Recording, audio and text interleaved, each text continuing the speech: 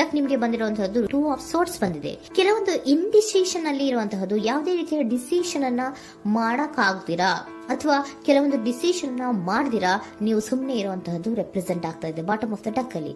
ನಿಮ್ಮ love life ನ ವಿಚಾರದಲ್ಲಿ ರೀಸೆಂಟ್ ಪಾಸ್ಟ್ ನಲ್ಲಿ ಕೆಲವೊಂದು ರೀತಿಯ ಎಂಡಿಂಗ್ ಗಳಾಗಿರುವಂತಹದ್ದು, ಲವ್ ಲೈಫ್ ನ ವಿಚಾರದಲ್ಲಿ ಕೆಲವೊಂದು ರೀತಿಯ ಡಿಸ್ಟರ್ಬೆನ್ಸ್ ಗಳಾಗಿರುವಂತಹದ್ದು, ಅವ್ಯವಸ್ಥೆಗಳಾಗಿರುವಂತಹದ್ದು, ಸಮಾಧಾನ ಇಲ್ಲದೆ ಇರುವಂತಹದ್ದು ರೆಪ್ರೆಸೆಂಟ್ ಆಗ್ತಾ ಇದೆ.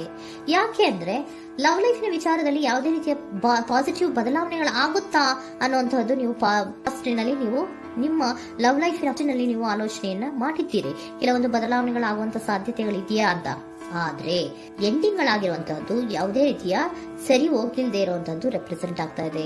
ತುಂಬಾ ಆಲೋಚನೆಯನ್ನ ಮಾಡಿರುವಂತಹದ್ದು ನಿಮ್ಮ ಲವ್ ಲೈಫಿನ ವಿಚಾರವಾಗಿ ನಿದ್ರಾಹೀನತೆಗಳಾಗಿದೆ. ಕೆಲವೊಂದು ರೀತಿಯ ಸ್ಟ್ರೆಸ್ಸಿಗೆ ಒಳಗಾಗಿರುವಂತಹದ್ದು ನಿಮ್ಮ ರೀಸೆಂಟ್ ಪಾಸ್ಟಿನಲ್ಲಿ ನಡೆದಿರುವಂತಹದ್ದು. ಲವ್ ಲೈಫಿನ ವಿಚಾರವಾಗಿ ಯಾವುದೇ ರೀತಿಯ ಅಂತ ಸಮಾಧಾನದ ಏನು ನಿಮ್ಗೆ ನಡೆದಿಲ್ಲ. ಆ ಕಾರಣಕ್ಕೆ ನಿಮಗೆ ಕೆಲವೊಂದು ವಿಚಾರಗಳನ್ನ ಡಿಸಿಷನ್ ತಗೊಳ್ಳುವಂತಹದ್ದು, ಡಿಸೈಡ್ ಅನ್ನ ಮಾಡುವಂತಹದ್ದು ನಿಮ್ಗೆ ಕಷ್ಟ ಆಗ್ತಾ ಇರೋದು. ನೀವು ಪ್ರೆಸೆಂಟ್ ಸಿಚುಯೇಷನ್ ಅಲ್ಲಿ ಬರುವಂತಹ ಆಫರ್ಗಳನ್ನ ನೀವು ಏನ್ ಮಾಡ್ತಾ ಇದ್ದೀರಾ ಅಂದ್ರೆ ರಿಜೆಕ್ಟ್ ಮಾಡ್ತಾ ಇದ್ದೀರಾ ಅಥವಾ ಮಿಸ್ ಮಾಡ್ಕೋತಾ ಇದ್ದೀರಾ. ಕೆಲವೊಂದು ಆಪರ್ಚುನಿಟೀಸ್ ಗಳು ಬಂದ್ರೂ ಕೂಡ ಅದರ ಬಗ್ಗೆ ನೀವು ಕರೆಕ್ಟ್ ಆಗಿ ಗಮನವನ್ನ ಕೊಡ್ತಾ ಇಲ್ಲ. ಯಾಕೆ ಕೊಡ್ತಾ ಇಲ್ಲ? ನಿಮ್ಗೆ ಗೊತ್ತಾಗ್ತಿಲ್ಲ ಏನ್ ಮಾಡ್ಬೇಕು.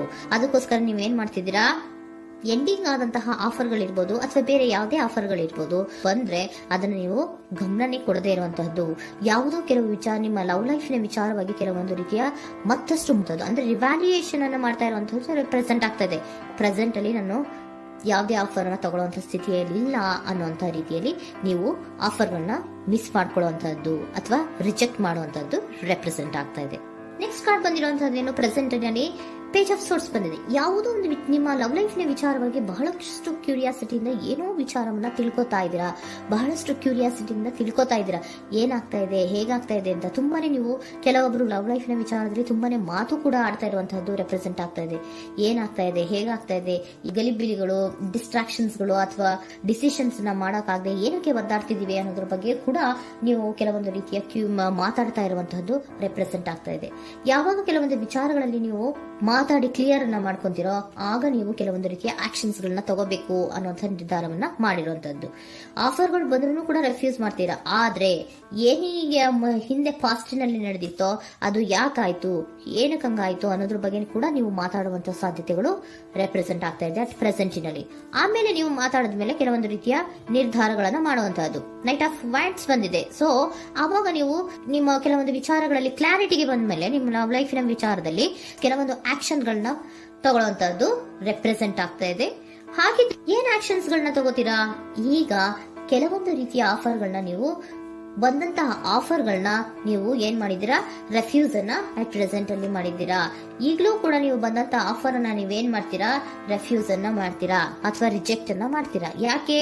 ಸೆಕೆಂಡ್ ಕಾರ್ಡ್ ನಿಮ್ಗೆ ಇಮಿಡಿಯೇಟ್ ಫ್ಯೂಚರ್ ನಲ್ಲಿ ಸೆಕೆಂಡ್ ಕಾರ್ಡ್ ಬಂದಿರೋದು ಯಾವುದು, ಹಾರ್ಮೆಟ್ ಕಾರ್ಡ್ ಬಂದಿದೆ. ಸೊ ಲೋನ್ಲಿನೆಸ್ ಅನ್ನ ರೆಪ್ರೆಸೆಂಟ್ ಮಾಡುತ್ತೆ.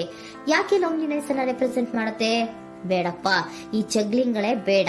ತುಂಬಾ ಜಗ್ಲಿಂಗ್ ಇದೆ ನಿಮ್ಮ ಲವ್ ಲೈಫಿನ ವಿಚಾರದಲ್ಲಿ. ಕೆಲವೊಬ್ಬರಿಗೆ ತುಂಬಾ ಜಗ್ಲಿಂಗ್ ಇದೆ. ಯಾವಾಗ್ಲೂ ಬ್ಯಾಲೆನ್ಸ್ ಅನ್ನ ಮಾಡ್ತಾ ಇರ್ಬೇಕು. ಈ ಕಡೆಗೆ ಹೇಳಿದ್ರೆ ಆ ಕಡೆಗೆ ಹೋಗುತ್ತೆ, ಆ ಕಡೆಗೆ ಹೇಳಿದ್ರೆ ಈ ಕಡೆಗೆ ಬರುತ್ತೆ. ಯಾವ ಕಡೆ ಅಂತ ಮಾಡೋದು ಅನ್ನುವಂತಹ ಆಲೋಚನೆಯನ್ನ ಮಾಡ್ತಾ ಇರುವಂತದ್ದು. ಸದ್ಯಕ್ಕೆ ಯಾವುದೇ ಆಫರ್ ಬೇಡ, ಸ್ವಲ್ಪ ಒಂಟಿಯಾಗಿರೋಣ ಅಂತ ನೀವು ಆಲೋಚನೆಯನ್ನ ಮಾಡ್ತಾ ಇರುವಂತದ್ದು ರೆಪ್ರೆಸೆಂಟ್ ಆಗ್ತಾ ಇದೆ. ಮತ್ತೆ ಕೆಲವೊಬ್ಬರಿಗೆ ಕೆಲವೊಂದು ರೀತಿಯ ಕ್ಯೂರಿಯಾಸಿಟಿಯಿಂದ ಏನಾಗ್ತಾ ಇದೆ ಅಂತ ವಿಷಯಗಳನ್ನ ತಿಳ್ಕೊಂಡ್ಮೇಲೆ ಕೆಲವೊಂದು ಆಕ್ಷನ್ಸ್ ಗಳನ್ನ ತಗೊಳ್ಳುವಂತದ್ದು ಕೂಡ ರೆಪ್ರೆಸೆಂಟ್ ಆಗ್ತಾ ಇದೆ. ಯಾವುದೇ ರೀತಿಯ ಭಯ ಇಲ್ಲದೆ ವಿಷಯಗಳನ್ನ ತಿಳ್ಕೊಂಡು ನೀವು ಆಫರ್ಗಳನ್ನ ಅಟ್ ಪ್ರೆಸೆಂಟ್ ಅಲ್ಲಿ ರೆಫ್ಯೂಸ್ ಮಾಡೋ ಸಾಧ್ಯತೆಗಳು ಕೂಡ ಕೆಲವೊಬ್ಬರಿಗೆ ರೆಪ್ರೆಸೆಂಟ್ ಆಗ್ತದೆ. ಯಾಕೆ ಆಫರ್ಗಳನ್ನ ರೆಫ್ಯೂಸ್ ಮಾಡ್ತೀರಾ? ನಿಮ್ಮ ಲವ್ ಲೈಫಿನ ವಿಚಾರದಲ್ಲಿ ಬರೀ ಜಗ್ಲಿಂಗ್, ತುಂಬಾ ಬ್ಯಾಲೆನ್ಸ್ ಅನ್ನ ಮಾಡ್ಬೇಕು. ಯಾವ ಕಡೆ ಮಾಡ್ಬೇಕು, ಹೇಗ್ ಮಾಡ್ಬೇಕು ಗೊತ್ತಾಗದೇ ಇಲ್ಲ. ನೀವೇನ್ ಮಾಡ್ತೀರಾ, ಸ್ವಲ್ಪ ದಿನದ ಮಟ್ಟಿಗೆ ನಾನು ಲೋನ್ಲಿ ಆಗಿರ್ಬೇಕು ಅನ್ನೋದನ್ನ ಇಲ್ಲಿ ನಿಮ್ಗೆ ಲವ್ ಲೈಫಿನ ವಿಚಾರವಾಗಿ ರೆಪ್ರೆಸೆಂಟ್ ಆಗ್ತಾ ಇದೆ.